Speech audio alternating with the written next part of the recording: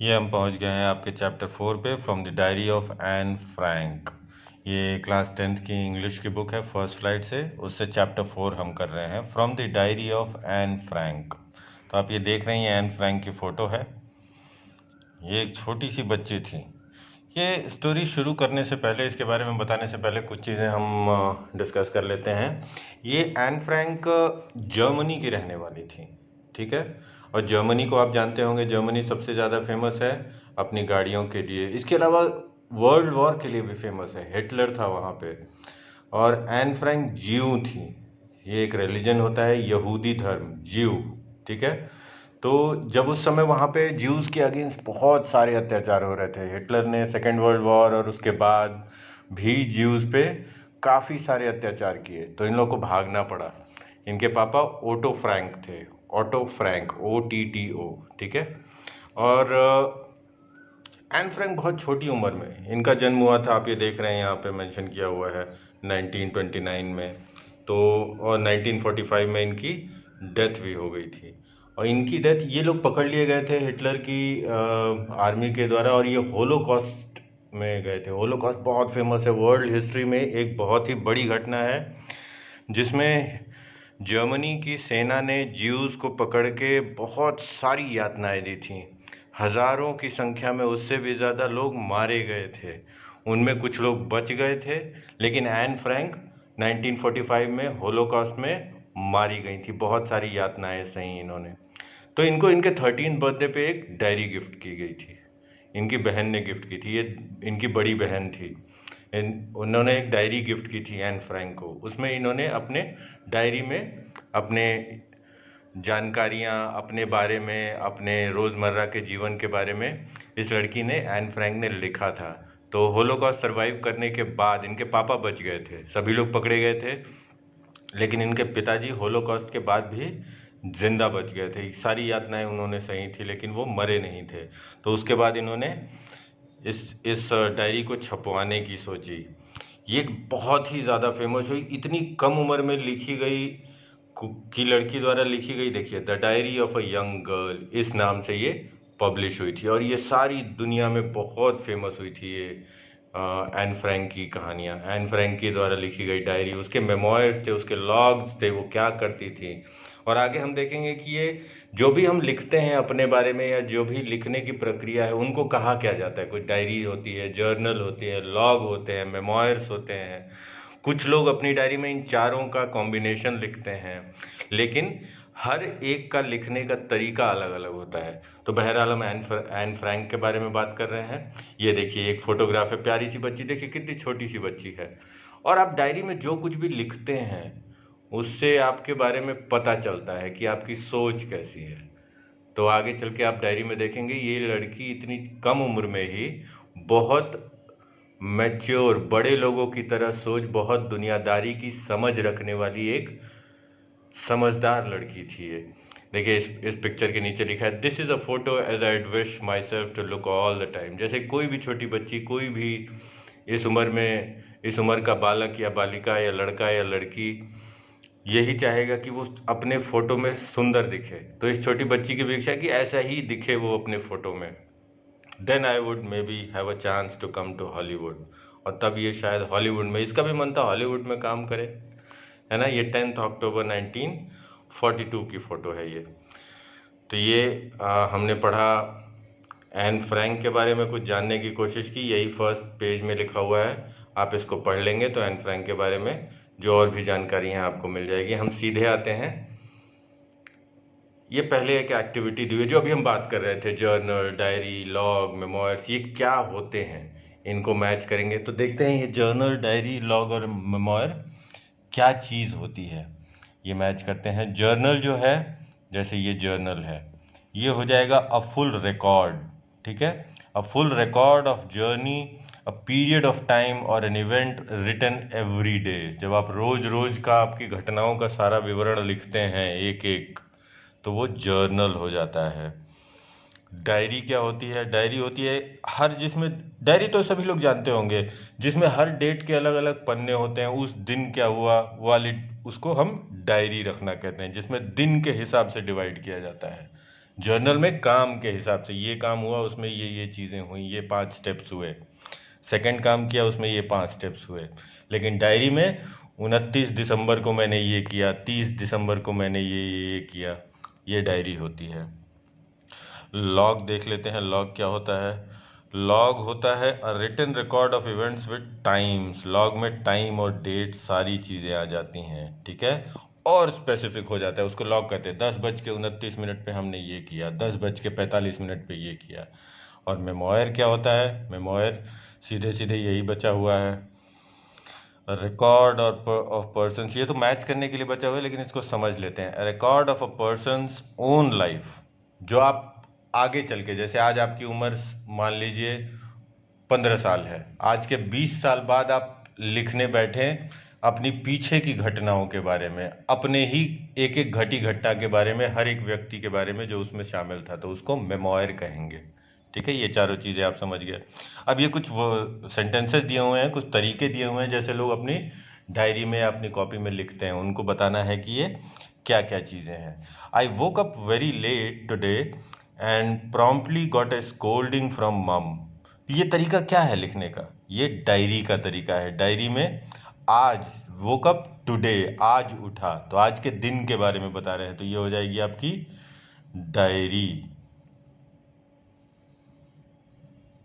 ठीक है, सेकंड देख लेते हैं। देखिए इसमें सेकंड वाले में टाइम दिया हुआ है और उस समय में क्या क्या किया हुआ है उन्होंने, तो ये हो जाएगा आपका लॉग।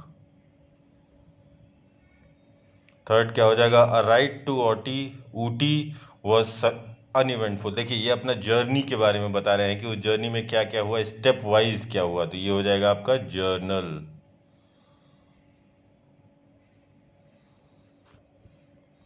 और फिफ्थ क्या हो जाएगा आपका? मेमोयर। देखिए इसमें बता रही है ना कि Raj Kapoor found me all wet and ragged outside. तो ये बता रहे हैं कि उस समय राज कपूर ने इन्हें पाया, अपनी याददाश्त के हिसाब से बता रहे हैं, तो ये हो जाएगा आपका मेमोयर या मेमोयर्स। ठीक है, ये मेमोयर हो जाएगा। तो ये हमने कर लिया। आगे आइए पढ़ना शुरू करते हैं हम कि एन फ्रैंक की डायरी में, the diary of a young girl, इसमें क्या लिखा हुआ है। राइटिंग इन अ, ये राइटिंग लिखा हुआ है, writing in a diary is a really strange experience for someone like me. तो ये छोटी सी लड़की बता रही है कि डायरी में लिखना मेरे जैसे किसी व्यक्ति के लिए बहुत ही अजीब सा काम है। डायरी सभी लोग मेंटेन नहीं करते, डायरी लिखना अजीब लगता है कि आप काम भी करें और उस काम को लिखें भी। काम करने में काफ़ी दिमाग लगता है, फिर उसको लिखें। ये एक बहुत ही डिसिप्लिन्ड काम है, तो इसके लिए बहुत स्ट्रेंज इसको लग रहा था। Not only because I have never written anything before, but also because it seems to me that later on, neither I nor anyone else will be interested in the musings of a 13-year-old schoolgirl. तो ये सिर्फ इसलिए नहीं कह रही है कि उसने पहले कभी लिखा नहीं है, लिखना तो कोई कभी भी शुरू कर सकता है, लेकिन ये कह रही है कि मैं ये लिख रही हूँ, ये न मैं ये आगे चल के न मैं पढ़ूंगी न कोई और पढ़ेगा। क्योंकि 13 साल की बच्ची का म्यूजिक का मतलब इंटरेस्ट, उसके कहाँ कहाँ इंटरेस्ट है, वो क्या करती है, सुबह क्या करती है, दोपहर में क्या करती है, किसके साथ कैसे बातें करती है, इसमें किसको इंटरेस्ट है। तो उसका कहना इसलिए स्ट्रेंज है कि मैं लिख क्यों रही हूँ। तो ये है कि डायरी लिखना उसके लिए स्ट्रेंज इसलिए था कि ये किसी के काम तो आएगा नहीं, और ये बात ये जानती थी। ये समझदारी है, जब हम शुरू से कह रहे हैं ये समझदार बच्ची थी। ओह वेल, इट डजेंट मैटर। तो कह रही है चलो कोई बात नहीं, फिर भी लिखते हैं, किसी के काम आए ना आए। तो इसने लिखना शुरू कर दिया है आगे। I feel like writing and I have an even greater need to get all kinds of things off my chest. कह रही मुझे लेकिन ज़रूरी लग रहा है कि मुझे लिखना चाहिए। क्यों लिखना चाहिए? क्योंकि अपने सीने पे जो भार है, रोज जीवन जीते जीते रोज बहुत सारी दिक्कतें होती हैं, बहुत सारी खुशियाँ होती हैं, लोग आप किसी न किसी को कुछ बताना चाहते हैं तो आप नहीं बता पाते हैं, तो आप उसको लिख सकते हैं। इसलिए इस बच्ची ने कहा चलो कोई बात नहीं, कोई नहीं पढ़ेगा तो कोई बात नहीं, कम से कम अपने सीने का भार तो इसमें जो भी मुझे चाहती हूँ वो मैं कह तो सकती हूँ, लिख तो सकती हूँ। Paper has more patience than people. I thought of this saying on one of those days when I was feeling a little depressed and was sitting at home with my chin in my hands, bored and listless, wondering whether to stay in or go out. तो कह रही है कि कागज के पास लोगों से ज्यादा धैर्य होता है। पेशेंस का मतलब धैर्य। तो कागज के पास लोगों से ज्यादा धैर्य होता है। बात भी सही है। कागज में आप कुछ भी लिख दीजिए, कागज नाराज नहीं होता, परेशान नहीं होता, पलट के बेकार के सवाल नहीं पूछता। तो एक दिन ये घर में बहुत उदास थी। लिस्टलेस का मतलब नो क्लू, कोई क्लू नहीं था कि करे क्या, कोई उसके पास सोच नहीं थी कि वो आगे क्या करे। तो घर में बोर होके आराम से बैठी हुई थी अपने गाल पे हाथ रख के। उस दिन इसको इसने सोचा कि लोगों से बात करने से अच्छा है कि लिखा जाए। पेपर के पास बहुत धैर्य होता है। और सोच रही थी कि अंदर रहे घर में या बाहर जाए। I finally stayed where I was brooding. तो फाइनली वो वहां पे रुक गई। मतलब घर में सोच रही थी कि बाहर जाए कि अंदर रहे, तो अंदर ही रह गई। ब्रूडिंग, ब्रूडिंग कर रही थी वो। Yes, paper does have more patience. तो अब अपनी बात को स्टैम्प कर रही है अथॉरिटी के साथ की। अब वो जान चुकी है कि पेपर के पास बहुत धैर्य होता है, कागज में बहुत धैर्य होता है। And since I am not planning to let anyone else read this stuff bagged notebook, grandly referred to as a diary, unless I should ever find a real friend.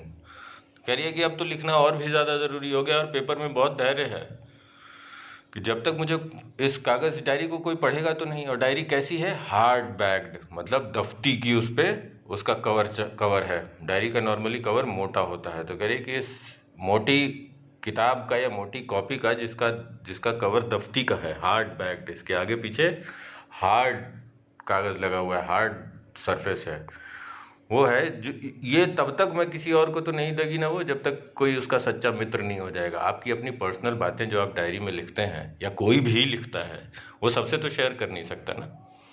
तो बोले अब तो लिखना और ज़रूरी हो गया है क्योंकि कोई मित्र नहीं है। जब होगा तब शेयर किया जाएगा, लेकिन अभी जो शेयर करना है वो तो डायरी में हम लिख ही सकते हैं। It probably won't make a bit of difference. बोला कि जब तक मैं इसको किसी से शेयर न करूं तो इससे कोई फर्क तो पड़ेगा नहीं, तो इससे अच्छा है लिख ही लिया जाए। कह किसी से सकते नहीं और लिख भी रहे हैं तो कुछ फर्क पड़ेगा नहीं, तो अच्छा है लिख लिया जाए। तो ये मैच्योर थॉट होती है कि लिखना भला होता है। आपके मन में जो चीज़ें आती हैं अगर आप किसी से कह नहीं सकते तो लिखने के तरीके से उसको बाहर निकालने की एन फ्रैंक ने सोची। Let me put it more clearly, since no one will believe that a 13-year-old girl is completely alone in the world and I am not। तो कह रही है कि लेकिन एक बात साफ साफ बता दूं, मेरे कोई दोस्त नहीं है जिनसे मैं शेयर नहीं करती, इसलिए लिख रही हूँ। इसका मतलब ये नहीं है कि मैं दुनिया में अकेली हूँ। इस बात पे कोई भरोसा भी नहीं करेगा कि 13 साल की बच्ची दुनिया में अकेली है, उसका कोई दोस्त नहीं है, उसका कोई परिवार नहीं है। करिए ऐसा बिल्कुल मत सोच लीजिएगा आप लोग, जब अगर आप अभी ये पढ़ रहे हैं तो। साफ उसने क्लियर कर दिया, and I am not. I have loving parents and a 16-year-old sister, and there are about 30 people I can call friends. I have a family, loving aunts and a good home। तो ये सबको गिना रही है कि मेरी 16 साल की बहन भी है, मेरा परिवार भी बहुत अच्छा है, मेरे माता पिता भी बहुत अच्छे हैं, लगभग 30 लोग ऐसे हैं जिनको मैं दोस्त बुला सकती हूँ। सबको गिना दिया इसने कि कोई ये मत सोच लेना कि मेरे पास कोई नहीं है। No, on the surface I seem to have everything except my one true friend. बोला ऊपर से आप देख रहे हैं तो आपको लगेगा मेरे पास सब कुछ है, और सही बात भी है, सब कुछ है, लेकिन एक सच्चा दोस्त नहीं है। 13 साल की लड़की जो सोच सकती है उसने उतना सोच के बता दिया, लेकिन एक सच्चा दोस्त नहीं है जिससे मन की बात कह सके, इसलिए लिखना है। All I think about when I am with friends is having a good time. और दोस्तों के साथ जब मैं रहती हूँ तो सिर्फ एक ही चीज़ दिमाग में आती है, अच्छा समय कैसे बीते। सभी के साथ ऐसा होता है कि दोस्तों के साथ कौन दुखी रहना चाहता है। I can't bring myself to talk about anything but ordinary everyday things. और दोस्तों के साथ जब रहती हूँ तो बहुत ज़्यादा दिमागदार बातें तो कर नहीं सकती है, एन फ्रैंक कह रही है। हम रोज़मर्रा की चीज़ों के बारे में ही बातें करते रहते हैं, तो जो ज़रूरी चीज़ें हैं, जो मन में बड़े बड़ी सोच है, बड़े बड़े ख्याल हैं, वो कहाँ बताएंगे, वो लिख लेते हैं। तो देखिए डायरी लिखने की ज़रूरतों के बारे में भी आप सबको ये समझाते जा रही है। We don't seem to be able to get any closer and that's the problem. तो बोला हम दोस्तों के साथ और ज़्यादा नज़दीक हो नहीं पाते, बड़ी बड़ी बातें दोस्तों से कर नहीं पाते हैं, या तो दोस्त मजाक उड़ा देंगे बहुत ज़्यादा बड़ी बातें करेंगे तो। इससे अच्छा है रोज़मर्रा की अपनी प्रॉब्लम डिस्कस की, थोड़ी मोड़ी हैप्पीनेस डिस्कस की और आगे चले जाते। बोले यही दिक्कत है। Maybe it's my fault that we don't confide in each other. फुले गौरी का ये हो सकता है कि ये मेरी भी गलती हो कि हम एक दूसरे को अपने बातें शेयर नहीं करते। कन्फाइड का मतलब कॉन्फिडेंस में लेके बातें शेयर नहीं करते, इसको कन्फाइड करना कहते हैं। CONFIDE, ये वर्ड स्पेसिफिक है, ध्यान रखिएगा। कन्फाइड का मतलब अपनी बातें बताना कॉन्फिडेंस में, to tell someone out of confidence. That's how the things are. करिए लेकिन अब तो ऐसा है ही है, अब क्या कर सकते हैं। In any case that's how things are and unfortunately they are not liable to change. करिए कि और चीज़ें अब ऐसी ही हैं, हम नहीं एक दूसरे को पे कॉन्फिडेंस है हमारा, हम एक दूसरे में कन्फाइड नहीं करते, और ये चीज़ें अब बदलने वाली नहीं, अब ये तो ऐसी ही रहेंगी। This is why I have started the diary, और यही कारण है कि मैंने डायरी लिखना शुरू किया। To enforce the image of this long awaited friend, to enhance the image of this long awaited friend in my imagination. तो कह रहे कि और जिस दोस्त का मैं बहुत दिनों से इंतज़ार कर रही हूँ, लॉन्ग वेटेड फ्रेंड, इंतज़ार करिए ना एक सच्चे दोस्त का, ऊपर लिखा है इसने, तो उसकी इमेज बढ़ाने के लिए, मैंने इमेज साफ करने के लिए मैंने ये डायरी लिखना शुरू किया। I don't want to jot down the facts in this diary the way may most people would do, but I want the diary to be my friend and I am going to call this friend Kitty. तो मैं बाकी लोगों की तरह सिर्फ ये नहीं लिखूंगी कि मेरे साथ क्या हुआ, इतने बजे ये हुआ, इतने बजे ये हुआ। मैं इसको अपना दोस्त बुलाऊंगी, डायरी को ही अपना दोस्त बना रही है वो, और डायरी को ही सब कुछ बता रही है, यानी वो जो सोचती है अब इस डायरी में आगे वो लिखने वाली है। यह है ना इंटरेस्टिंग चीज़। डायरी लिखने का तरीका क्या लिखेगी वो, इन चारों चीज़ों का, जो लॉग, जर्नल, मेमोयर्स, डायरी, ये चारों चीज़ों का समावेश होगा इसमें, सभी चीज़ें होंगी। ये कुछ क्वेश्चंस पूछे हैं उसमें। What makes writing in a diary a strange experience for Anne Frank. What makes it strange? तो देखो, the fact that no one will be affected by the writings in the diary because no one is going to read makes the act of writing a diary strange for Anne Frank। यही चीज़ है ना कि कोई तो पढ़ेगा नहीं, उससे किसी को फर्क पड़ने वाला है नहीं। सेकेंड है, why does Anne want to keep a diary? Anne wants to keep a diary because she wants to make it her best friend. Why did Anne think she should confide more in her diary than in people? Because the paper has more patience than people। इसी चीज़ को explain कर दीजिएगा, हमने काफ़ी detail में इन चीज़ों को discuss किया है। आगे देखते हैं। Since no one would understand a word of my stories to Kitty if I were to plunge right in, I'd better provide a brief sketch of my life much as I dislike doing so। बोल रहे हैं कि अब मैं लिखना शुरू कर रही हूँ, लेकिन कोई अचानक से लिखना शुरू कर देना, मैं राजू को पसंद नहीं करता, आपने डायरी बनाई और पहले दिन ही पहला सेंटेंस लिखा, मैं राजू से को पसंद नहीं करता, या मैं रमेश के साथ खेलने गया, क्रिकेट में उसने झगड़ा किया, सपोज। तो कोई समझेगा नहीं ना आप कौन है, आपका आपका बैकग्राउंड क्या है, तो पहले अपने बारे में समझाना होता है। तो वही कह रही है कि कोई ये बात सीधे सीधे मेरे बारे में कोई भी नहीं समझ पाएगा, तो डायरी लिखने का तरीका उसने बताया है कि पहले वो अपने बारे में बताएगी और कारण भी बताएगा, इसलिए बता रही है कि कोई समझ नहीं पाएगा, तो अब आगे अपने बारे में बताएगी वो। My father, the most adorable father I've ever seen, didn't marry my mother until he was 36 and she was 25। तो अपने पापा के बारे में लिख रही है कि बोल रही है कि मेरे पापा जो दुनिया के सबसे अच्छे पापा हैं, और उनकी शादी के बारे में बता रही है कि उन्होंने 36 साल की उम्र में, और मम्मी जब उनकी 25 की हो गई थी तब उन दोनों ने शादी की थी, यानी काफ़ी प्रोग्रेसिव ख्याल के लोग थे, छोटी उम्र में शादी नहीं की थी, समझदार लोगों में से एक थे। ये सेंटेंस से वो ये चीज़ दिखाना चाह रही है। My sister Margaret was born in Frankfurt in Germany in 1926। ये 1929 में, यानी 3 साल बड़ी थी इसकी बहन, जब ये 13 की थी तो इसकी बहन 16 की थी, 16 साल की। तो अपनी बहन के मार्गरेट के बारे में बताया कि 1926 में फ्रैंकफर्ट में पैदा हुई है।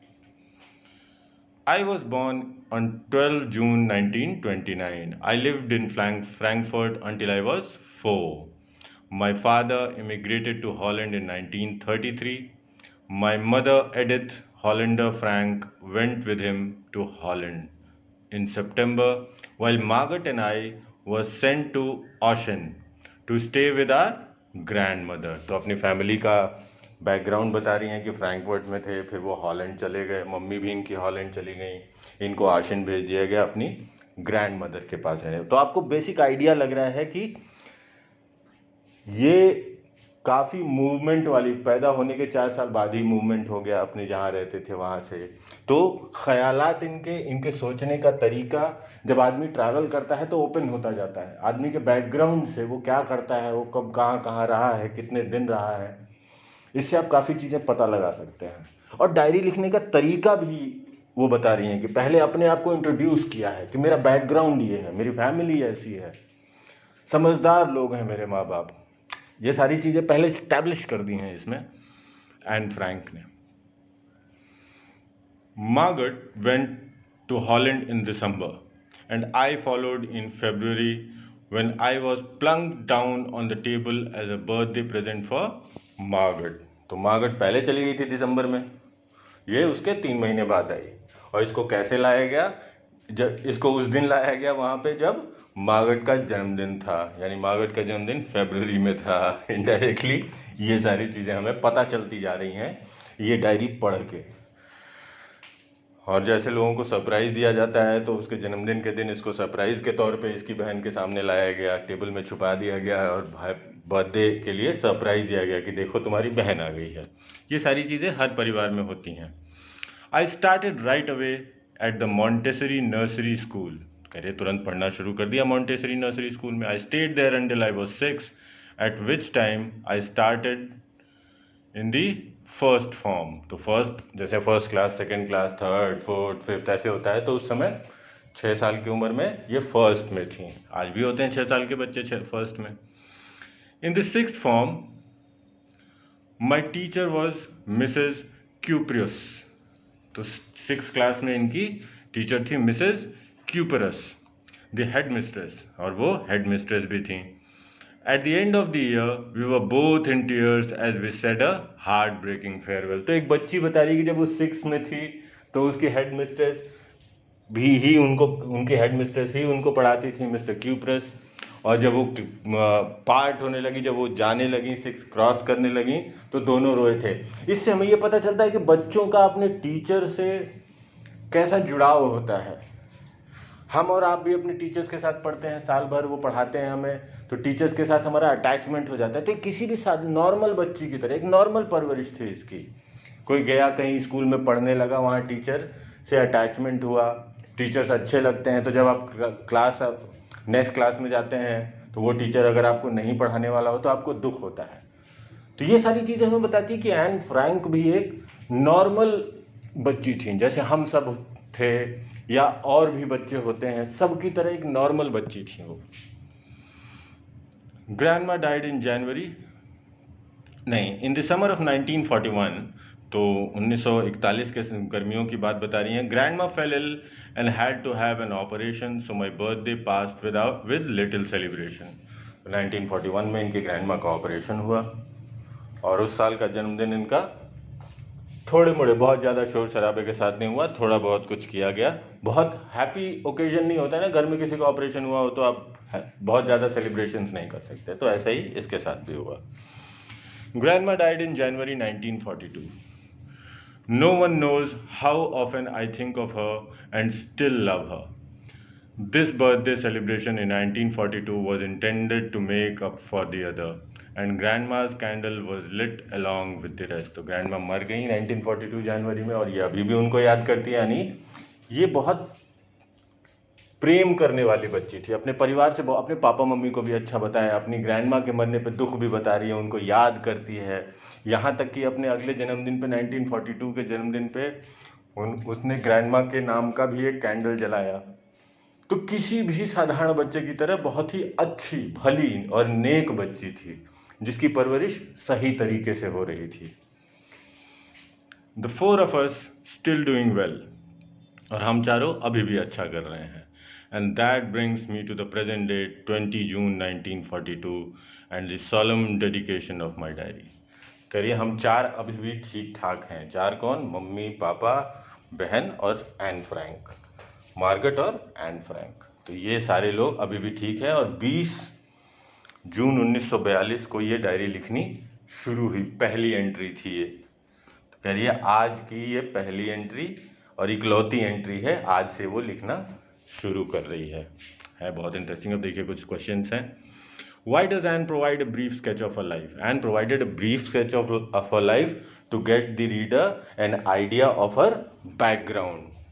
इसके अलावा आप इसको और ज़्यादा एक्सप्लेन कर सकते हैं कि बैकग्राउंड क्यों चाहिए होता है, ताकि आप आगे की चीज़ों को पीछे से रिलेट कर सकें। ठीक है। What tells you that Anne loved her grandmother? Anne still remembered her grandmother after her death. She lit a candle on her 13th birthday in 1942 in her name. This shows that she still loved her grandmother. अब ये आ गया, अब actual entry kitty को जो संबोधित करके, अब तक ये रीडर को नॉर्मली ये बताया गया है अपने बैकग्राउंड के बारे में, अब अपने फ्रेंड से बात कर रही है। उसका फ्रेंड कौन? किटी। किटी कौन है? वो डायरी। ये देखते हैं, ये और भी इंटरेस्टिंग होगा। Dearest Kitty, our entire class is quaking in its boots. ये क्वेकिंग का मतलब क्या होगा आप समझाते हैं? शेकिंग आउट ऑफ फियर, डर से जब कांपते हैं तो क्वेकिंग ऑफ बूट्स कहते हैं। ठीक है, ये चीज़ आप नोट कीजिए। और बगल में हार्ड वर्ड्स और कुछ वर्ड मीनिंग्स दिए हुए हैं, वो आप साथ साथ में खुद से देखते रहिएगा, जो आपको इम्पोर्टेंट लगे उनको याद भी कर लीजिएगा, उनको समझ लीजिएगा। तो सारी क्लास डरी हुई थी और कांप रहे थे वो। The reason of course is the forthcoming meeting in which the teachers decide who will move up to the next form and who will be kept back. तो क्यों डरे हुए थे सारे? उस दिन मीटिंग होने वाली थी सारे टीचर्स की और ये डिसाइड होने वाला था कौन अगली क्लास में जाएगा और कौन उसी क्लास में रोक दिया जाएगा। तो नेचुरली किसी भी बच्चे के लिए ये बहुत इंपॉर्टेंट दिन होगा, उस दिन डर भी लगता है। Half the class is making bets. GN and I laugh ourselves silly at the two boys behind us, CN and Jax। तो ये GN और CN जो लिखा है बच्चों के नाम है, हम बच्चों को उनके छोटे नाम से भी बुलाते हैं ना, यहाँ वहाँ पे प्रचलन होगा। जैसे मान लीजिए अंश प्रताप है कोई, उसका नाम छोटा हो जाएगा AP। ऐसे ही GN और CN नाम है, तो GN इसकी फ्रेंड है। तो बता रही है कि GN ये और इसकी फ्रेंड हंस रहे हैं कि दो लड़के उस पर शर्त लगा रहे हैं कि कौन आगे जाएगा कौन नहीं। बच्चे अलग अलग तरीके के काम करते हैं। CN and Jax who have staked their entire holiday savings on their bed। तो कह रहे उन्होंने पूरी जो गर्मियों में बचाया है अपने पैसे, पॉकेट मनी मिलती होगी या कुछ काम करके छोटे मोटे करके उन्होंने पैसे बचाए होंगे, वो सारे पैसे शर्त में लगा लिए हैं कि कौन अगली क्लास में जाएगा और कौन नहीं। बच्चे ऐसे काम कर सकते हैं। From morning to night it's you are going to pass, no I'm not, yes you are, no I'm not, even G's pleading glances and my angry outbursts can't calm them down। कह रहे हैं इनके जो बाकी दोनों दोस्त हैं वो CN और जैक्स, वो यही करते रहते हैं, तुम अगली क्लास में जाओगे, नहीं मैं नहीं जाऊंगा। बच्चे एक काम कर सकते हैं ना, आपस में शर्त लगा, कोई हर बात पे शर्त लगाना, तो जैसे किसी भी नॉर्मल बच्चे जो भी काम करते हैं नॉर्मल बच्चों की तरह ही वो भी शर्त लगा रहे। तो कह रही है कि हम कितने भी गुस्से में उनको देखते थे कि क्या कर रहे हो, क्या बेकार के काम कर रहे हो, या उनसे मिन्नतें भी करते रहते थे कि मत करो ये सब बेकार के काम है, लेकिन वो नहीं मान रहे थे, वो शांत नहीं हो रहे थे। इतनी एक्साइटमेंट है उनको, इतना डरे हुए थे एक्चुअली वो। If you ask me, there are so many dummies that about a quarter of the class should be kept back, but teachers are the most unpredictable creatures on earth. तो Anne Frank कह रही है कि इसके हिसाब से अगर इसको कह दिया जाए, इससे पूछा जाए, तो लगभग 1/4 क्लास बेवकूफ़ है। डमीज का मतलब बेवकूफ़, बेवकूफ़ के लिए इस्तेमाल किया गया कि उनको रोक देना चाहिए, वो तो पास हो ही नहीं सकते। लेकिन अब इन टीचर्स का क्या करें, टीचर्स तो सबसे ज़्यादा अनप्रेडिक्टेबल, उनका कुछ कहा नहीं जा सकता। प्रेडिक्ट करना मतलब उनके बारे में कोई निश्चितता से नहीं कहा जा सकता, अनप्रेडिक्टेबल। वो कुछ भी कर सकते हैं, वो ज़्यादा लोगों को भी पास कर सकते हैं या और लोगों को रोक सकते हैं। I am not so worried about my girlfriends and myself, we'll make it. करिए हम और हमारी जो लड़की सहेलियां हैं उनके बारे में हम चिंतित नहीं हैं, हम तो आगे निकल जाएंगे। The only subject I am not sure about is maths. सबकी तरह मैथ्स इसको कठिन लगता था, कह रहे कि एक ही सब्जेक्ट है जिसमें मैं निश्चित नहीं हूँ, मैथ्स में दिक्कत हो सकती है। Anyway all we can do is wait until then, we keep telling each other not to lose heart. अब देखिए यहाँ समझदारी दिखाई है कि anyway until then we'll have to wait, तब तक हमें सिर्फ इंतज़ार करना होगा, ये शर्त वर्त लगाने से कुछ होगा नहीं। यहाँ बच्ची की समझदारी दिखाई दे रही है, इसलिए हम शुरू से कह रहे थे कि ये बच्ची समझदार थी। कह रही है कि हम सिर्फ इंतज़ार कर सकते हैं, देखते हैं टीचर्स को ही करना है वो करेंगे, तब तक हम क्या कर सकते हैं, एक दूसरे की हिम्मत बना सकते हैं। शर्त लगाने की जगह क्या करना चाहिए, हिम्मत बनाना चाहिए कि जो होगा देखा जाएगा। I get along pretty well with all my teachers. There are 9 of them, 7 men and 2 women. Mr. Keesing, the old foggy who teaches maths, was annoyed with me for ages because I talked so much. तो अपने अब teachers के बारे में बता रही है कि इसको 9 टीचर्स पढ़ाते हैं, 9 इनके सब्जेक्ट टीचर्स होंगे, 7 पुरुष और 2 महिलाएं। सीधे सीधे जो लिखा हुआ है इसमें कुछ समझाने वाली बात बहुत ज़्यादा है नहीं। वो कह रहे हैं कि इसकी सारी टीचर से बनती है। बनती का मतलब she was a good student, she every teacher would have praised her, सब उसकी तारीफ करते होंगे, अच्छी बच्ची रही होगी। लेकिन मिस्टर कीजिंग जो है, जो मैथ्स पढ़ाते हैं, ओल्ड फॉगी मतलब ओल्ड ट्रेडिशन, वो पुराने तरीके के टीचर थे। वो ही उन्हीं को बता रही है कि वही एक ऐसे टीचर है जो इससे परेशान रहते थे, और कारण भी बता रही है। कमाल की चीज़ है, कारण ये बता रही है कि इसलिए कि वो बहुत ज़्यादा बोलती थी।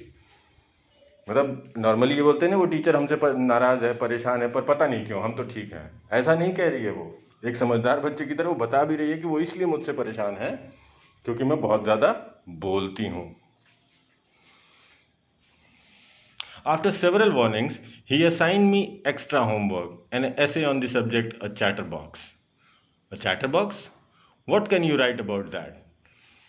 तो काफ़ी सारी वार्निंग दी होगी कीजिंग ने कि अब चुप हो जाओ। जैसे कोई भी टीचर, नॉर्मल टीचर्स क्लास में जो होता है, कोई ज़्यादा बोले तो टीचर उसको वार्निंग देता है।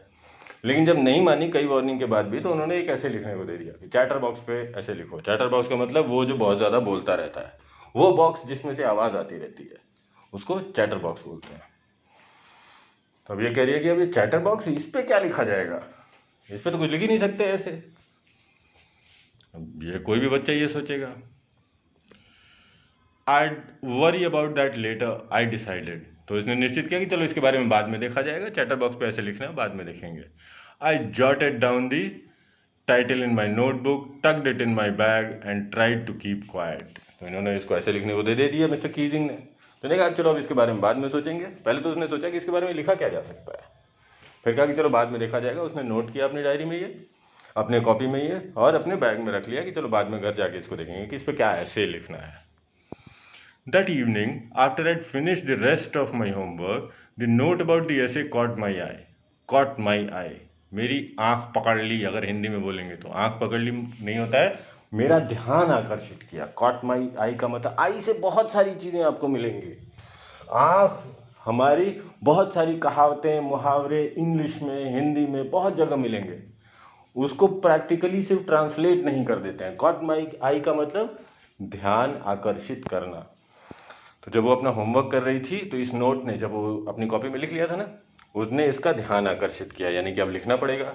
इसलिए तो लिखा था कि ध्यान आ जाए, याद रहे घर पे। आई began thinking about this subject while chewing the tip of my fountain pen. तो उसके बारे में सोचने लगी वो।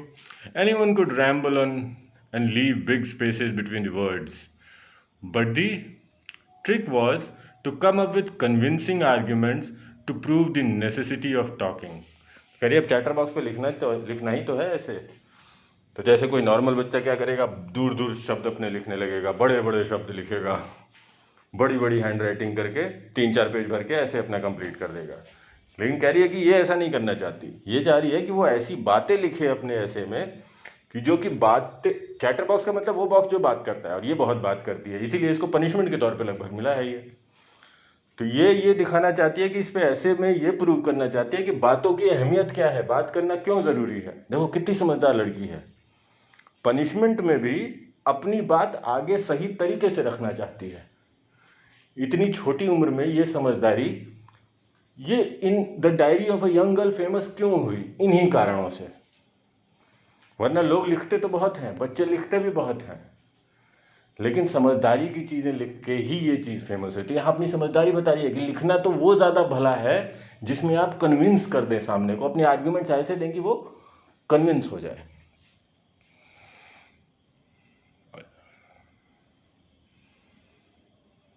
I thought, and suddenly I had an idea. I wrote the 3 pages Mr. Keesing had assigned me and was satisfied. I argued that talking is a student's trade and that I would do my best to keep it under control. तो उस ऐसे में इसने लिखा कि बात करना तो एक छात्र का या एक विद्यार्थी का ही गुण है। अगर बच्चे बात नहीं करेंगे, अगर एक छात्र बात नहीं करेगा तो कैसे चलेगा काम। लेकिन साथ में उसने ये भी लिखा, एक और समझदारी, कि वो कोशिश करेगी कि ये आदत उसकी कंट्रोल में रहे, काबू में रहे। यानी बात करना ज़रूरी है, ये बात भी उसने लिख दी, लेकिन काबू रखेगी, इस बात का भी आश्वासन दे दिया। But that I would never be able to cure myself of the habit, since my mother talked as much as I did, if not more, and that's there not much you can do about inherited traits. लेकिन साथ में ये भी लिख दिया कि मैं कोशिश तो करूँगी कि कम बात करूँ, लेकिन इसमें बहुत ज़्यादा कुछ कर नहीं सकते, क्योंकि ये मेरी माँ भी बहुत बात करती थी। ये बात भी ऐसे में लिख दी उसने, और मेरी माँ बहुत बात करती थी, ये तो अनुवांशिक गुण है, ये तो खानदानी गुण है, अब इसमें बहुत ज़्यादा कुछ कर नहीं सकते हैं। लेकिन तो ये थी मजाकिया। इसका फनी साइड भी देखिए, ये कह रही मैं रोकना चाहती हूँ लेकिन कुछ ज़्यादा कर भी नहीं सकते हैं, तो जितना बात करूँगी उतना तो करना ही पड़ेगा। मेरी माँ भी इतना ही बात करती थी, अगर ज़्यादा नहीं तो। मतलब इसकी माँ भी बहुत बोलती थी। ये इस ऐसा एन फ्रैंक ने लिखा है। Mr. Keesing had a good laugh at my arguments, but when I proceeded to talk my way through the next lesson, he assigned me a second essay. तो मिस्टर कीजिंग इस बात से बड़े खुश हो गए। मैंने हंसे होंगे, कहा ना फनी था ये। कोई भी बच्चा ऐसी बातें लिखेगा तो आप हंसेंगे। लेकिन जब अगले चैप्टर में भी ये उतनी ही बातें करने लगी, क्लास में बातें बहुत करती थी, इसी कारण इसको इस पे ऐसे मिला था, तो उन्होंने दूसरा ऐसे दे दिया इसको लिखने को। आप देखिए क्या ऐसे लिख दिया। It was supposed to be on an incorrigible chatterbox. Incorrigible का मतलब something that cannot be corrected. Incorrigible chatterbox मतलब ऐसा बक्सा जिसमें से आवाज आती हो और जिसको सही नहीं किया जा सकता। तो इस पे ऐसे लिखने को कह दिया। I handed it in and Mr. Keesing had nothing to complain about for 2 whole lessons. बोला कि ये भी ऐसे लिख के दे दिया उसने, कन्विंसिंग आर्गुमेंट ही दिए होंगे, और मिस्टर कीजिंग को 2 सेशन तक कोई शिकायत नहीं हुई इससे। However during the third lesson he finally had enough, और थर्ड लेसन आते आते वो फिर नाराज हो गए, क्योंकि ये बात करना छोड़ नहीं सकती थी ना। इसने तो खुद ही लिख दिया था अपने पहले ही ऐसे में कि मेरी माँ भी बहुत बात करती थी, अब इसको बहुत ज़्यादा कुछ कर नहीं सकते हैं, ये तो जेनेटिक है, ये तो ख़ानदानी लक्षण है, लेकिन कंट्रोल करूंगी। यानी अच्छी बच्ची थी, लेकिन अपनी हैबिट बता रही थी कि इस हैबिट पे उसका कोई बहुत ज़्यादा वश नहीं है, कंट्रोल कर नहीं पा रही थी, लेकिन कंट्रोल करना चाहती थी। लेकिन थर्ड में फिर नाराज हो गए वो। Anne Frank, as punishment for talking in class, write an essay entitled Quack Quack Quack, said Mistress Chatterbox. तो अब इस टॉपिक पर लिखने को दे दिया। क्या टॉपिक था? Quack Quack Quack, said Mistress Chatterbox। तो ये भी दे दिया कि आप गुस्सा हो गए तो बुरी तरह से। तीसरा ऐसे एक ही टॉपिक पे और बढ़ाते जा रहे थे, सीरियस हो रहा था मामला अब तो। अब देखिए बच्ची क्या लिखती है। The class roared. I had to laugh too, though I had nearly exhausted my ingenuity on the topic of chatterboxes. Ingenuity का मतलब ओरिजिनलिटी, अपना असली जो सोच थी। अब इसको ज़बरदस्ती सोचना पड़ रहा था चैटर बॉक्स वाले टॉपिक पे। सारे अपने ओरिजिनल ख्याल निकल चुके थे इसके। तो सारी क्लास हंसी। ये क्वैक क्वैक क्वैक ऐसा टॉपिक दे दिया उन्होंने, सारी क्लास हंसी, तो ये भी हंसी। मैं हंसना पड़ता है ना, सब लोग हंस रहे हैं तो साथ में ये भी बेचारी हंसती। इसने अपनी विवशता बताई है, विवश थी। और कह रही थी कि अब क्या लिखूंगी मैं, अब तो अपने सारे लगभग सारे अपनी सोच, अपने सारे ओरिजिनल थॉट्स, इंजेन्युइटी इस पे लगा दी थी उसने पहले 2 ऐसे में। It was time to come up with something else, something original. तो कह रहे हैं कि अब ये समय आ गया था तीसरे ऐसे में, तो अब काम नहीं चलेगा, अब कुछ नया लिखना पड़ेगा जिससे इनको कन्विंस किया जा सके। My friend Sane, who's good at poetry, offered to help me write the essay from beginning to end in verse, and I jumped for joy. तो इसका फ्रेंड था सेन, ऐसे एन सैन पढ़ सकते हैं, सेन पढ़ सकते हैं। तो उसने कहा, जो पोइट्री में अच्छा था, वो पोइट्री भी लिख सकता था, उसने कहा कि इसको हम छंदों में, वर्स में इसका जवाब देंगे, पोएट्री लिख के इसका जवाब देंगे, ठीक है, पूरा ऐसे कंप्लीट करा देगा इसी तरीके से वो, और ये खुश हो गई उससे। Mr. Keesing was trying to play a joke on me with this ridiculous subject, but I'd make sure the joke was on him. तो इसको ये बात पता थी कि मिस्टर कीजिंग इसका मजाक उड़ा रहे थे, इसका मजाक उड़ाना चाहते थे कि ऐसे ऐसे टॉपिक दें कि बाद में हार मान जाए, लेकिन ये भी कम समझदार और जिद्दी बच्ची नहीं थी। इसने कहा कि ये जोक मैं वापस कि मिस्टर कीजिंग पे ही, अपने टीचर को ही ये जोक लेगा, इतना सीरियसली लिखूंगी, इतना कन्विंस कर दूंगी बातों के बारे में, टॉकिंग के बारे में, कि ये जोक उन्हीं पर हो जाएगा। I finished my poem and it was beautiful. It was about a mother duck and a father swan with 3 baby ducklings who were bitten to death by the father because they quacked too much. तो ये quack quack quack दिया था ना।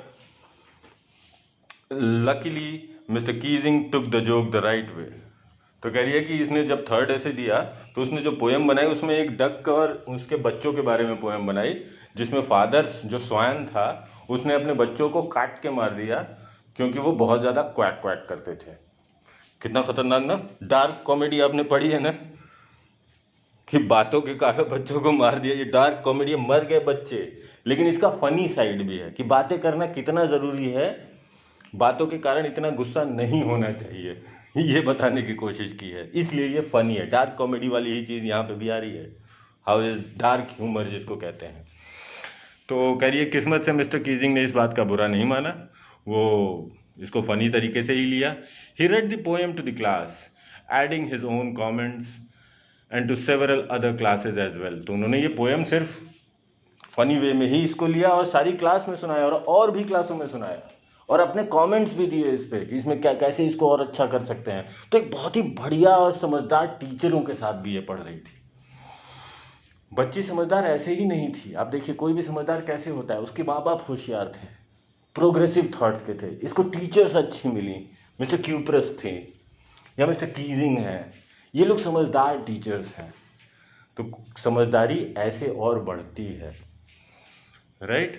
On the contrary, नहीं, since I have been allowed to talk and haven't been assigned any extra homework, तो since then तब से इसको कोई और ज़्यादा होमवर्क इस बारे में मिला नहीं और इसको बातें करने से फिर किसी ने रोका नहीं। यानी सब ये समझ गए कि ये मन की बुरी नहीं है, दिल की अच्छी है, बातें करती है, अच्छी बच्ची है, तो किसी ने इसको उसके बाद रोका नहीं। On the contrary Mr Keesing's always making jokes these days. और कह रही है कि इसका उलट ये हुआ कि मिस्टर कीजिंग भी अब बहुत ज़्यादा मजाक करने लगे। मिस्टर कीजिंग को भी बातें करने का चस्का चढ़ गया, बहुत ज़्यादा मजाक करते थे। योर्स एन, तो लास्ट में जैसे डायरी में लिखते हैं तुम्हारी एन, तो ये diary of a young girl से ही लिया गया है, बहुत काफ़ी ज़्यादा बड़ी डायरी है वो। कभी मौका मिले ऑनलाइन तो आप इस डायरी को पढ़िएगा, काफ़ी अच्छी स्टोरी है। आइए अब इसके क्वेश्चन आंसर्स देख लेते हैं। तो ये आपका फर्स्ट क्वेश्चन यहाँ पर दिया हुआ है, हम कर रहे हैं question answers. Why was Mr. Keesing annoyed with Anne? What did he ask her to do? ये बिल्कुल अभी हमने इतना सारा डिस्कस किया इसके बारे में। Mr. Keesing was annoyed with Anne because she used to talk continuously in her class. What did he ask her to do का क्या होगा? He asked her to write on different essays on chatter boxes. वो आप चाहें तो इसको और भी ज़्यादा एक्सप्लेन कर सकते हैं कि कौन कौन से ऐसे दिए और उसने क्या क्या जवाब दिया, ठीक है। तो ये लॉन्ग आंसर टाइप में है तो आप ऐसे दे सकते हैं। How did Anne justify her being a chatterbox in her essay? तो एन ने कैसे जस्टिफाई किया, कैसे इस बात को साबित किया कि चैटर बॉक्स वो है, अब इसमें वो कुछ नहीं कर सकती। उसने अपने मम्मी के बारे में बताया। Anne justified her being a chatterbox by saying that her mother also talked as much as her and that this is a family trait that could not be changed. ऐसे ही जस्टिफाई किया ना, ये आप लिख सकते हैं। Do you think Mr. Keesing was a strict teacher? No, Mr. Keesing was not a strict teacher at all. Any teacher would get angry if you talk too much in the class. He was a normal teacher. In fact, he was a very good teacher. ये आप mention कर सकते हैं। What made Mr. Keesing and Anne allow Anne to talk in the class? The response of Marianne Frank that talking is not a bad trait for students. In fact, all the students should have this trait of talking, made Mr. Anne allow made Mr Keesing allow Anne to talk in the class. इसके अलावा आप वो वाला भी example ले सकते हैं, the poem where the father swan kills the baby ducks because they quack too much made Mr Keesing allow Anne to talk in the class. ये पूरा आप डिटेल में डिस्कस कर सकते हैं। अब ये कुछ और क्वेश्चन हैं यहाँ पे। Was an right when she said that the world would not be interested in the musings of a 13-year-old girl? क्या क्या कहेंगे, क्या एन सही थी कि 13 साल की बच्ची के म्यूजिंग्स में कि उसके इंटरेस्ट क्या क्या है, वो क्या क्या करती है, दुनिया इंटरेस्ट नहीं लगी? क्या वो सही थी? अगर हम आज की डेट में देख के कहें तो नहीं, सही नहीं थी। लेकिन आप किसी भी आज की डेट में कहें तो आप ये लिख सकते हैं, no Anne was not right in saying that the world would not be interested. The world is always interested in people who have mature thoughts, intelligent thoughts. ये चीज़ ज़रूर मेंशन कीजिएगा इस आंसर में। इसको आप लंबा भी एक्सप्लेन कर सकते हैं, क्यों लोग इंटरेस्टेड होते हैं मैच्योर थॉट्स में या इंटेलिजेंट थॉट्स में। Because it helps people to see और to view the world from another intelligent persons eye. वो किस नज़रिए से दुनिया को देख रही है, जो कि खुद समझदार है तो वो दुनिया को कैसे देखती है, ये बात पता चलती है, इसलिए लोग इंटरेस्टेड होते हैं। ये आगे हम सेकंड क्वेश्चन कर रहे हैं। There are some examples of diary or journals entries in the before you read section. Compare these with Anne writes in her diary. What language was the diary originally written in? In what way is Anne's diary different? तो originally किस भाषा में लिखी गई होगी? German में लिखी गई होगी ये। ऑलराइट। इसके अलावा इस डायरी के बारे में आप और पता कीजिए कि डायरी में जो लिखा है और जो ऊपर सेक्शन में बिफोर यू रीड वाले सेक्शन में लिखा है, उन दोनों लिखने के तरीकों में क्या फ़र्क है। एंड जो लिख रही है, she is always writing in as if she is talking to the diary, ठीक है ना। And whatever is written in the diary, it is written as if Mary Anne Frank is talking to Kitty, her friend who is a diary. Whereas before you read वाले section में जो लिखा है, it is written to inform the readers about the diary. दोनों चीज़ों में फ़र्क समझिएगा, और इसको आप और ज़्यादा एक्सप्लेन कर सकते हैं चाहे तो। मैंने आपको बेसिक, जो हमने ये सारी चीज़ें डिस्कस कर ली हैं चैप्टर में, मैं आपको आंसर लिखने का बेसिक क्राइटेरिया बताता जा रहा हूँ, जिसको आप और इलेबोरेट कर सकते हैं।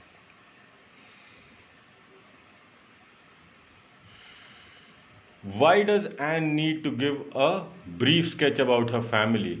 Does she treat Kitty as an insider or an outsider? So she treats Kitty as an insider because she treats Kitty as a friend, as a true friend.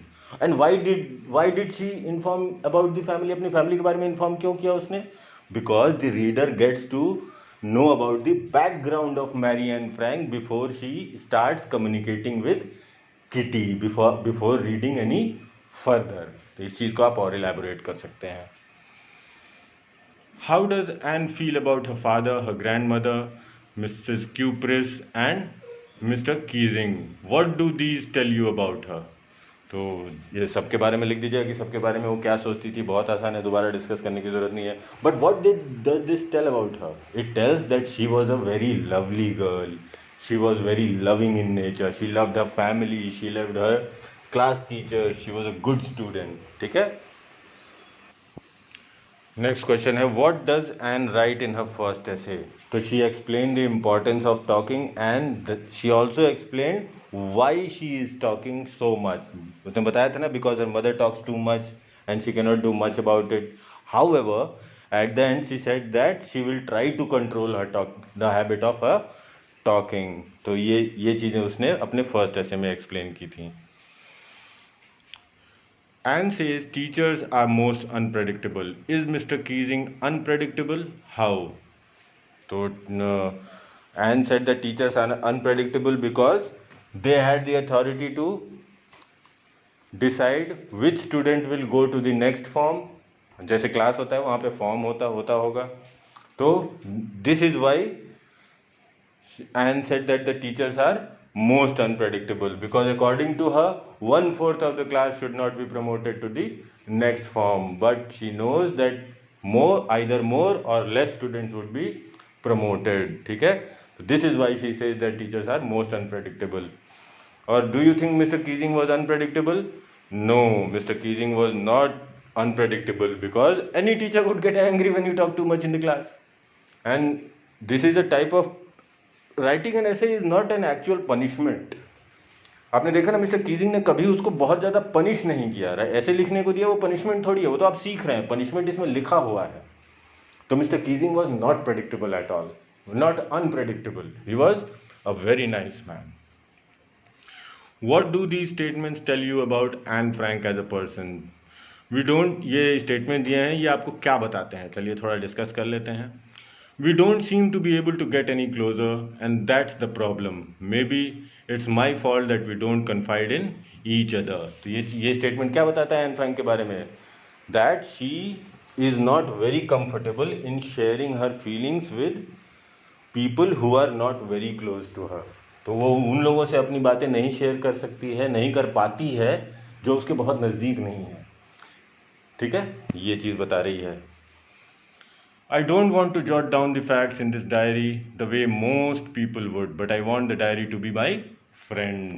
ये क्या चीज़ बता रही है? That she is unconventional. She tries to be different from other people. तो कह रही है जैसे और लोग जॉट करते हैं सारे पॉइंट्स, मैं वैसे नहीं लिखना चाहती हूँ, मैं कुछ अलग लिखूंगी। तो she is very unconventional. She wants to be different from other people. And that she was in a desperate need of a friend. उसको एक बहुत अच्छे दोस्त की ज़रूरत थी, इसलिए उसने डायरी को फ्रेंड बनाया। तो यही पता चलता है स्टेटमेंट से। Margaret went to Holland in December and I followed in February when I was plonked down on the table as a birthday present for Margaret. तो ये चीज़ क्या बताती है इनके बारे में? दैट मार्गरेट, भाई मार्गरेट को आप किसी भी आदमी को वही प्रेजेंट देंगे जो उसको पसंद होगा। तो मार्गरेट को एन पसंद थी, इस बात से ये पता चलता है। एन के बारे में ये पता चलता है कि वो घर की दुलारी थी, छोटी थी ना सबसे। तो ये सारी चीज़ें आप एक्सप्लेन कर देंगे। That Margaret loved Anne very much, she would have been happy to find Anne as a present on her birthday, right? Fourth, if you ask me, there are so many class dummies that about a quarter of the class should be kept back, but teachers are the most unpredictable creatures on earth. ये statement क्या बताता है? That she knew that she was very intelligent.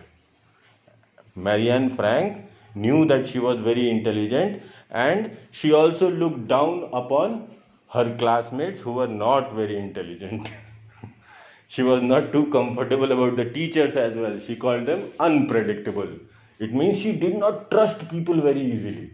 आपने देखा ना, अपना कोई दोस्त भी नहीं बनाया जिनको बता सकती थी, अपने क्लासमेट्स को भी डमीज बता रही थी, अपने टीचर्स को भी अनप्रेडिक्टेबल बता रही थी। It means Marianne Frank was not very trusting.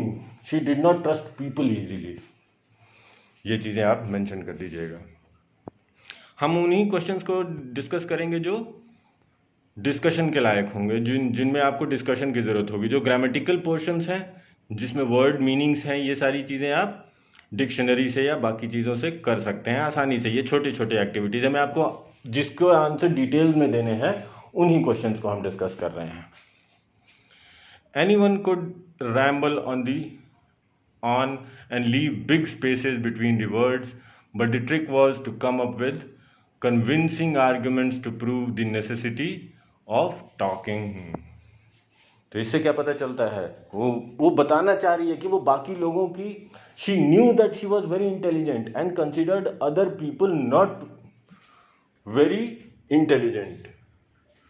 She knew that other people would take tricks to fool the teachers, but she was very righteous in nature. She was very moral and ethical in nature. She wanted to convince the teacher. ये बात Anne Frank के बारे में इससे पता चलती है। अब ये थिंकिंग अबाउट लैंग्वेज है। Look at the following words, ये हम देख लेते हैं आगे। तो ये सामने कुछ वर्ड्स दिए हुए हैं, इनके मीनिंग से इनको मैच करना है। ये बहुत इजी है, मैं आपको आराम से करा देता हूँ। जैसे हार्ट ब्रेकिंग है तो प्रोड्यूसिंग ग्रेट सैडनेस, ये मैच हो जाएगा प्रोड्यूसिंग ग्रेट सैडनेस से। ये हो गया आपका होम सिक, ये हो जाएगा मिसिंग होम, ठीक है, ये वाला मैच हो जाएगा। ब्लॉकहेड, ये देख लेते हैं। Do something to an excessive degree, ये इससे मैच हो जाएगा। लॉ अबाइडिंग, लॉ अबाइडिंग किससे मैच हो जाएगा? ओबेइंग एंड रिस्पेक्टिंग लॉ सबसे पहला है, ये इससे मैच कर दीजिए। ओवरडू,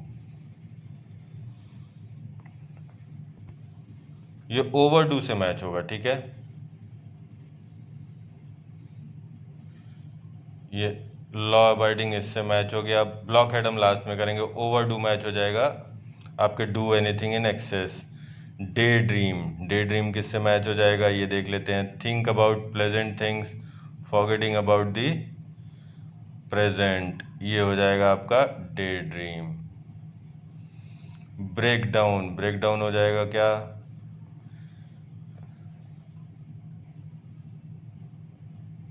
ब्लॉक हेड इसको कहते हैं। An occasion, an informal word which means a very stupid person, ये मैच कर देंगे, ठीक है। ब्रेक डाउन का मतलब हो जाता है समथिंग, ये आउटपुट का मतलब है something produced by a person और अ मशीन, उसको आउटपुट कहते हैं। जैसे किसी मशीन का आउटपुट 10 कैंडल रोज बनाती है, तो फिर इसका उस मशीन का आउटपुट हो जाएगा 10 कैंडल्स पर डे, उसको आउटपुट कहते हैं। ब्रेक डाउन आपको एन ओकेजन व्हेन व्हीकल और मशीन स्टॉप टू वर्क, ये बहुत सारी लाइनें हो गई हैं, ये देख लीजिए यहाँ आ जाएगा। तो ये हो गया आपका phrasal verbs. A phrasal verb is a verb followed by a preposition और an adverb in meaning is often different from the meanings of its parts. Compare the meanings of the verbs get on and run away. तो यहाँ देख लेते हैं। She got on at Agra when the bus stopped for breakfast. Devanand ran away from home when he was a teenager. तो she got on, she got on का मतलब वो चढ़ गई ऊपर आगरा में।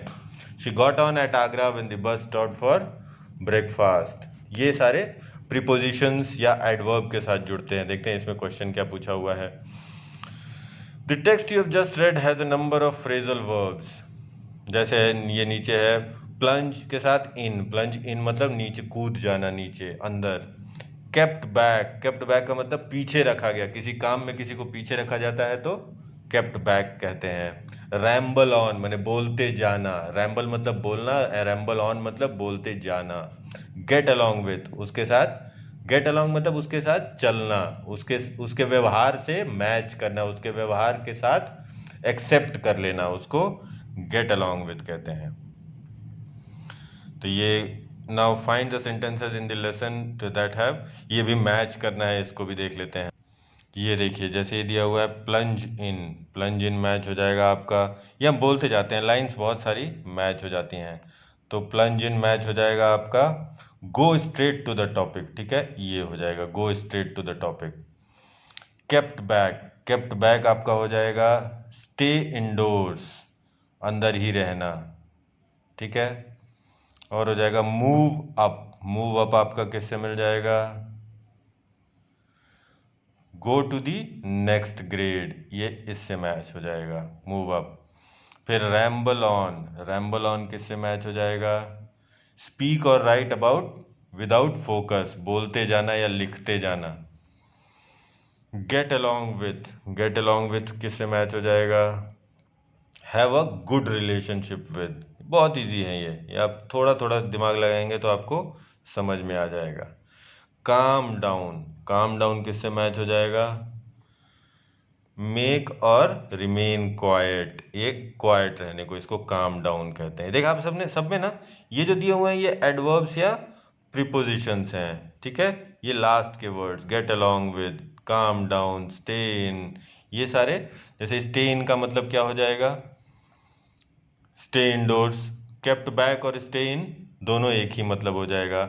मेकअप फॉर, मेकअप फॉर का मतलब हो जाएगा कॉम्पनसेट, पूरा कर देना उसके लिए, मेकअप फॉर। या हैंड इन, हैंड इन का मतलब गिव एन असाइनमेंट, हाँ ये हो जाएगा गिव एन असाइनमेंट, ये हमने सारा कर लिया। ईडियम्स आर ग्रुप्स, ये ईडियम्स के बारे में। आर एंटायर क्लास इज, ये इसको भी कर लेते हैं। जो हम बात कर रहे थे ना को कहावतें और मुहावरे, जैसे क्वेकिंग इन द बूट्स का, इसमें इसमें मुहावरों का मतलब लिखना है। और entire class is quaking in the boot, तो आप यहाँ लिख सकते हैं ट्रेम्बलिंग आउट ऑफ फियर या shaking in fear.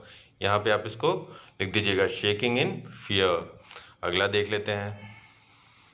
Until then, we keep telling each other to not to lose heart। इसमें क्या है idiom, not to lose heart। इसका मतलब होता है hope of success। मतलब not to lose heart मतलब to keep hope of success। Mr. Keesing was annoyed with me for ages because I talked so much। तो for ages मतलब for a very long time। Mr. Keesing was trying to play a joke on me with this ridiculous subject, but I'd make sure the joke was on him। ये भी एक idiom है। इसका मतलब कोई एक दूसरे को चुटकुला नहीं सुना रहा था, जोक नहीं सुना रहा था, but the joke was on him का मतलब होता है I wanted to prove him wrong, to prove someone wrong। इसका मतलब होता है the joke was on him। ये कर लेते हैं। Here are a few idiomatic expressions that occur in the text। caught my eye, ध्यान आकर्षित करना। to get attention, ये मतलब बताते चल रहा हूँ मैं, आप लिख लीजिएगा जैसे भी इसको करना होगा। he'd had enough, he'd had enough का मतलब he could not accept more और he could not tolerate more। laugh ourselves silly, इसका मतलब होता है to laugh too much। can't bring myself into, या इसका मतलब हो जाएगा cannot accept a fact। ठीक है, इसका मतलब ये हो जाएगा। आप इसको जैसे चाहें वैसे यूज़ कर सकते हैं। Do you know how to use a dictionary, ये डिक्शनरी कैसे यूज़ करते हैं।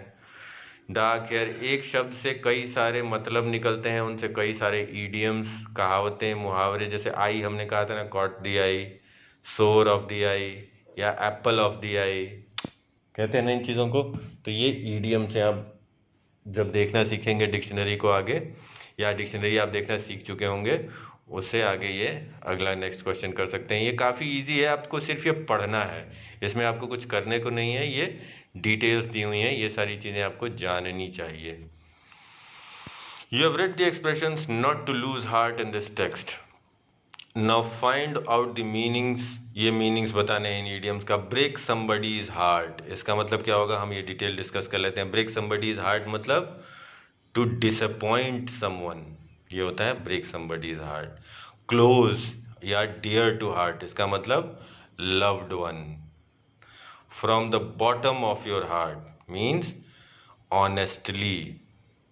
From the bottom of my heart कोई कहता है, इसका मतलब होता है honestly. Have a heart, courage. Have a heart of stone, emotionless. Your heart goes out to somebody, empathy, you feel good or bad about someone। ठीक है, ये एक्सप्लेन कर दीजिएगा। Contracted forms, when we speak we use contracted forms और short forms. जैसे I'd, ये लिखा हुआ है ना, आई अपॉस्ट्रोफी एस डी, इसका मतलब आई वुड और आई हैड, ये सामने एक्सप्लेन किया है ना। Make a list of contracted forms in the text, rewrite them as forms of two words। तो ये टेक्स्ट ऊपर जो हमने सारा पढ़ा हुआ है उसको, उसमें से जो शॉर्ट फॉर्म में जो अपॉस्ट्रोफी करके लिखा हुआ है उसको आप एक्सप्लेन कीजिए कि उसकी जगह आप दो अलग अलग शब्द क्या लिख सकते हैं। ये आपकी जानकारी के लिए, ग्रामर की नॉलेज के लिए बहुत, जैसे आई हैव है तो आई हैव हो जाएगा, आइड है तो आई हैड या आई वुड। इसको पढ़ते हैं I have, I apostrophe S को हम पढ़ते हैं आई हैव। ठीक है, ये एग्जाम्पल्स दिए हुए हैं। मॉब होता है, now where is your husband mistress, और मैरी बोलती है in his bed, he is sick and weary, you would not harm him. ये स्टेटमेंट दिए हुए हैं कि कैसे कैसे स्टेटमेंट्स कौन बोलेगा, कैसे बोले जाते हैं स्टेटमेंट। जब आप नोट करते हैं कि किसी आदमी ने कोई स्टेटमेंट या कोई डायलॉग बोला है तो उसको एज इट इज लिखने को। The door is flung open and several men tramp in, they carry sticks and one of them how horn has a hammer, तो उसके पास हैमर है। ये कहानी सुनाने का तरीका है। आप जो आगे देख रहे हैं ये जो दिया हुआ एक कहानी सुनाने का तरीका है, ये डायलॉग्स लिखे गए हैं कि किसने किससे क्या बोला। अब डायरी में ऐसे भी लिखा जाता है कि इसने ये बोला, राम ने ये बोला, फिर मोहन ने ये बोला, फिर रहीम ने ये बोला, फिर श्याम ने ये बोला। एक्सप्लेनेशन बीच में कहीं कहीं दी होती है डी राइटिंग के तरीके में, डायरी में। तो ये तरीके आपको समझने होंगे। लिसनिंग, ये समरी है, ये पोएम की समरी है, दी एंड दिस, ये वाला हम कर रहे हैं। ऊपर कुछ डिस्कस करने लायक नहीं है, ऊपर सारे क्वेश्चंस आप आराम से आप पढ़ के कर सकते हैं। तो this entry in the diary has been made on dash by dash. तो ये आप समरी है इस पोएम की या इस लेसन की समरी, इस डायरी में जो लिखा है मैरी एन फ्रैंक ने, उसकी समरी जब आप लिखना शुरू करेंगे तो इस तरीके से आप लिखना शुरू करेंगे कि ये एंट्री डायरी में इस दिन की गई है। आप जब डायरी बनाते हैं या आप अपनी खुद डायरी लिखना चाहते हैं तो उसको शुरुआत कैसे करेंगे कि ये एंट्री इस डायरी में इस दिन इस समय इसके द्वारा इस कारण से की गई है। तो उसका एक नमूना दिया हुआ है, ये सैंपल है। आप चाहें तो इसको एक बार भर के देखिए कि आज की डेट में इसको भर के देखिए तो आपको कैसा लगेगा। ठीक है, चलिए ये आपका पार्ट 1 ख़त्म हो गया है, चैप्टर 4 का, आपकी इंग्लिश की बुक फर्स्ट फ्लाइट से क्लास 10th की। नेक्स्ट पार्ट में फिर मिलेंगे। ये काफ़ी इंटरेस्टिंग चैप्टर था ये भी, मैरी एन फ्रैंक का the diary of a young girl. ये डायरी आपको ऑनलाइन मिले तो आप पढ़ने की कोशिश ज़रूर कीजिएगा। बहुत ही छोटी बच्ची ने बहुत ही अच्छा लिखा है। और जर्मन वर्ल्ड वॉर 2 के बारे में भी आप पढ़ने की कोशिश कीजिएगा कि उन दिनों में जर्मनी के हालात कैसे थे, कितने दुखों में, कितने कष्टों में। अभी हमने इससे पहले नेल्सन मंडेला वाली कहानी पढ़ी, उसमें देखिए गोरे लोगों ने क्या हाल कर रखा था अंग्रेज़ों का, जर्मनी में हिटलर ने क्या कर रखा था, वर्ल्ड वॉर 2 में ज्यूज़ के साथ क्या हालात हुए थे। तो इन हालातों के बीच में से समझदार लोग अलग अलग मौक़ों पे अपनी अपनी समझदारियाँ दुनिया के लिए छोड़ जाते हैं। समझदार लोग हर वक्त होते हैं। अब आपको ये देखते जाना है कि उन समझदारियों से क्या क्या सीखना है। थैंक यू, नेक्स्ट चैप्टर में फिर मिलेंगे।